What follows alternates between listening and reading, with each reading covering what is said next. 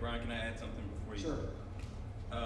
Some of the points Brian is making, we've seen several examples where it takes a bit of a mindset shift. Like he's talking about using an autoresponder. It really makes your life, it really makes your life easier if you learn how to use it. But one of the things we've seen with the doctors that have been really successful with us is that they know how to be a little malleable, a little flexible. It's not impossible to teach an old horse new tricks, or is that a dog? Anyway, the point is, we see a difference in quality when it comes to the doctors that we work with. And what I mean by that is some are willing to do what it takes to grow to the next level. Some are willing to do what it takes to really fix that problem. You all see the same thing with patients, I'm sure. Some people, they have an issue, you give them a care package, and some just don't, they decide not to come in. Others do, and they get the help that they need. But one of the things Brian and I, we go back and forth all the time. I handle operations and some other things, and Brian cares a lot about the doctors in particular. But sometimes we deal with doctors who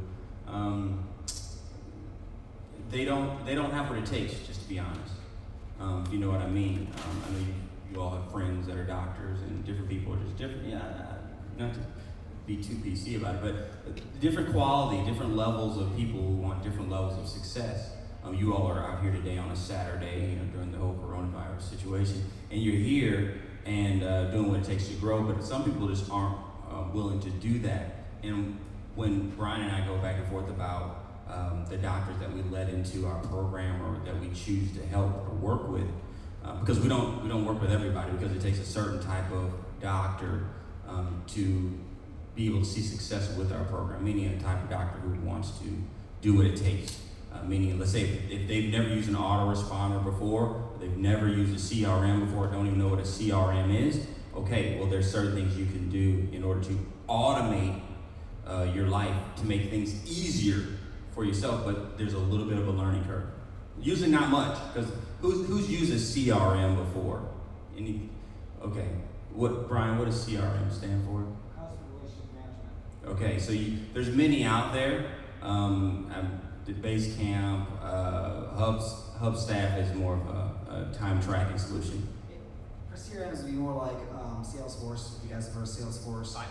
Pipedrive. It could be more like Insightly. Some examples of CRMs. Basecamp is more like project management. And ours is patient drip. So it's I won't go into too much detail, but it's basically a customized platform for our doctors to use. And it's simple to use, but it's a bit of a learning curve, just a little bit. But what that allows the doctors to do is really, one of the doctors mentioned leaving the office and making sure everything's okay if you're going to go on vacation, to improve your quality of life. It's that sort of thing that you have to be able to face those little learning curves to make your practice easier. So what we're looking for today is the doctors that want to learn and want to improve their practice and want to do what it takes. So we're about to take a break here soon. I think at 10:30 is the time. What time do we have there? 7 minutes. Are there any questions, I think prior to going to your number 2 here, are there any questions about what Brian has covered so far prior to our break? Just to open it up. Do you have any questions based on what you've seen? Just so we can go back and forth? Yes, sir. How specific can you get on your target? Can you target, you were talking about lunch and learns. Is there an ability on Facebook to target a specific type of office? Yes. And without spending all these clicks on. There's a couple of different ways you can do that. Okay? Depending on how big the office is, you can actually target people that say they actually work at a certain place. For example, those who are practicing in the area, you can target people that are working at Disneyland. Or if you're up in Los Angeles, you can actually target people who are working at Fox. It's actually targetable. That if on their profile it says they're a Fox employee, you can make sure that your ads show up to them. But if, say, it's a smaller business, you can't target that way, but what you can do is you can drop a pin right on top of their business, right? And then try to make it as small of an area as possible around their business but wide enough that you meet Facebook's minimum audience requirements, because you can't target just one person. You used to back in the glory days of Facebook. You could just target one person. But after the Cambridge Analytica scandal and all that stuff that I'm sure you guys heard about, it made my life a bit harder.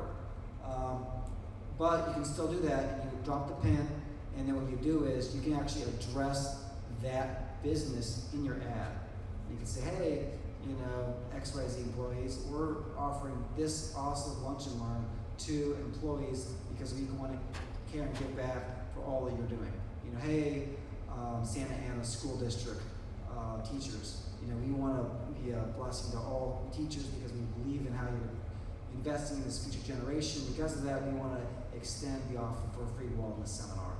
Click here to sign up.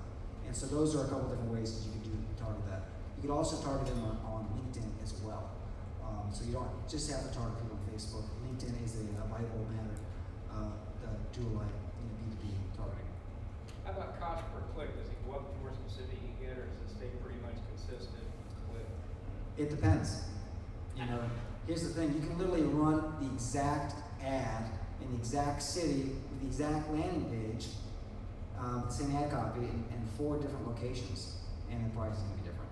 You can take the exact same ad and duplicate it, and the price is going to be different because it depends on what other people are doing. It depends on the algorithm, and there's a variety of things. It depends on if people engaged immediately or if they delayed to engage, because then it's going to affect how Facebook says the quality is of your ad. Do your A/B testing? Yes. Early. You have to do that with a particular one site, or do you need multiple sites in order to do that? It depends. We've done both. We've done both. Like for example, if early on in the funnel, maybe we'll test out different things, see which ones work the best. And then once you find a winner, you might roll out to every single person. And then also on top of that, we have software that we install on our different landing pages. And this is an important reason why you have to have terms of services, because we actually have in the terms of service agreement and the privacy policy specifically that we do this. And a lot of people, maybe if they don't put that on there, it's a problem. But we can actually record movements on websites while not actually recording what people are actually putting in the forms. And so if you find out that someone is going to your website, reading on sciatica, scrolling down and then stopping halfway down, just sitting there, we might look at that and say, okay, we're going to put a button right there. So is this recording metadata? What are you recording? It's an outside software that we use at times to help improve the performance of our phones.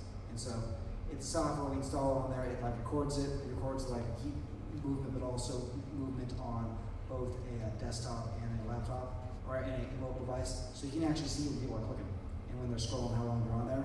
And you can use that to optimize a funnel to make it more effective. Because even your piece is in better position, so you put it right where you want them to look. Yep. I think they go right to left and then center. Exactly. So you should be able to put it right there. Okay. And so depending upon how well a funnel is performing, we're going to do those optimizations to really maximize it. And that's one of the ways we're optimizing is with that stuff. Any other questions about what you covered? Earlier, what did you cover? You said the process for the landing page. What was that slide? It was something like this. Yeah. Facebook. The old way and the new way. Yeah. Any questions about that? 'Cause I know he's trying to cover a lot. When you're talking automation, are you talking the is that also referred to as artificial intelligence type of things, or is that a different? That's not what we're doing, but it can feel that way if we program it that way. For example, there's ways that we can program it to say that if someone responds with a positive intent, that does one thing versus if they respond with a negative intent, does something else. And it's customizable, and so we can include that in there, because it's all pretty much how we program it in the back end. The core, one of the main things we've seen with text automations is that the response time is really everything when it comes to once a patient calls you or texts you, how quickly you get back to them. I don't know what the percentages are exactly, but the chances of them coming in or the chances of them responding, depending on how long it takes for you to get back to them, drastically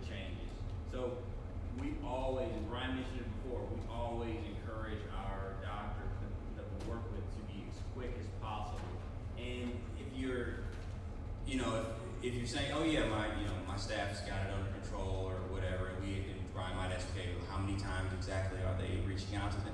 We have a program, something along the lines of a 12-touch program where you've got to hit them at least 12 times in the different ways, whether it's by phone, by text, by email, and going through the process. And we have systems where we've got the copy already in place so that we can it's kind of canned, you might say, and we customize it.